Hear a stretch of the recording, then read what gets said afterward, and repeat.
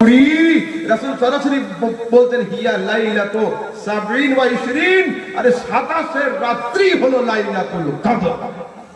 সরাসরি সিহাসিত্তার হাদিসে আছে। ওয়া আলাইকুম আসসালাম। কোরআন শরীফ কয়টি পাঠে বিভক্ত? অনেকে বলে কোরআন শরীফ 7টি পাঠে বিভক্ত আছে। যদি 7টি পাঠে বিভক্ত আছে বলে তাহলে আমরা কত নম্বর পাঠ পড়ি?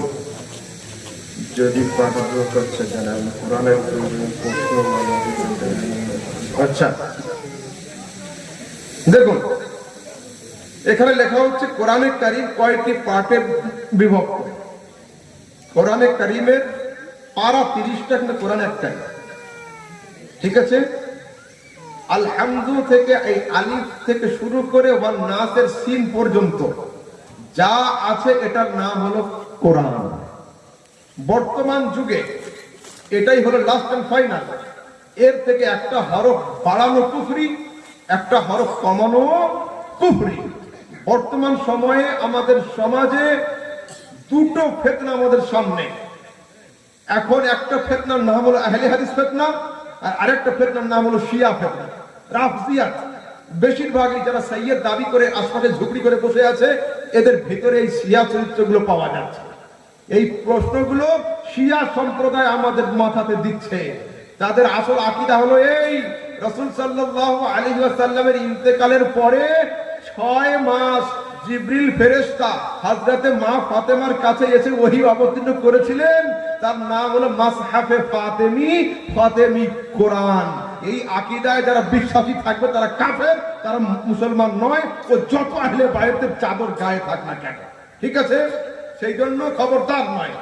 এবং তাদের আরো আকীদা হলো এই, আবু বকর, ওমর, উসমানের কোনো ভ্যালু নেই।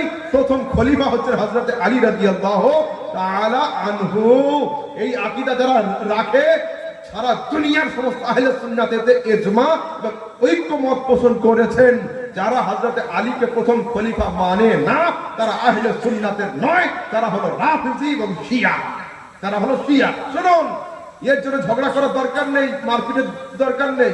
মসজিদে যাবেন, জুমার মেম্বারের উপরে জুমার খুতবা আছে, খুতবার বইটা খুলবেন, প্রথম পাতা খুলবেন, 4 নাম্বার বা 6 নাম্বার লাইনে গিয়ে দেখবেন লেখা আছে আফদালুল বাশারে বাদাল আম্বিয়া বিতাহকিক আবু বকর as-সিদ্দিক। ঠিক আছে, জুমার খুতবাতে লেখা আছে হযরত আবু বকর সিদ্দিক হলেন প্রথম খলিফা। আর বুখারী উঠান, মুসলিম উঠান, তিরমিজি উঠান, আবু দাউদ উঠান, সিহাসিত্তার যে কিতাব খুলবেন আপনি, কোন আহলে হাদিস মৌলবীকে বসিয়ে দেন আমার সামনে, কিতাব ওর হাতে থাকবে, প্রমাণ সেটাই হবে যেটা আহমদ রাজা সামদানি বলবে। প্রত্যেকটা কিতাবের সূচিপত্রে গেলে আপনি পেয়ে যাবেন বাব ফাযাইল সাহাবা। এই সাহাবাদের ফজিলতের পরে হযরত আবু বকরের বাব রয়েছে, উমরের বাব, উসমানের বাব, আলীর বাব। প্রত্যেকটা কিতাবে প্রথমে আবু বকর সিদ্দিকের নাম রয়েছে। যদি এতেও কারোর পেট না ভরে, কমসে কম তোমরা ওই হাদিসটা তো গিয়ে পড়ে দেখো, যে হাদিসে আমার রাসূল 10 জন জান্নাতি সাহাবীর নাম নিয়েছিলেন। তাতে সরাসরি রাসূল বলেছিলেন আবু বকর ফিল জান্নাহ, উমর ফিল জান্নাহ, উসমান ফিল জান্নাহ, আলী ফিল জান্নাহ। সেখানেও রাসূল সাল্লাল্লাহু তাআলা আলাইহি সাল্লাম হযরত আবু বকরের নাম 4র্থ নম্বরে নিয়েছিলেন। ঠিক আছে, খবরদার যুবক শোনো, শিয়া সম্প্রদায়ের দিকে ধাবিত হবে না, শিয়া সম্প্রদায়ের দিকে ধাবিত হবে না। কোরআনের কোনো ভাগ নেই, আর ভাগ মানো, যাই মানো, যাই মানো, তোমাদের সামনে এই আলিফ লাম মিম আলহামদু থেকে নিয়ে ওয়ান নাস পর্যন্ত যা আছে এটার নাম হলো কোরআন, কমপ্লিট। এর বাইরে কিছু নেই, এর থেকে বেশি কিছু নেই, ব্যাস। ঠিক আছে, তারপরে আসসালামু আলাইকুম। ওয়ালাইকুম আসসালাম। প্রিয় হুজুর, আমার প্রশ্ন, কোরআন মাজিদের 104 নম্বর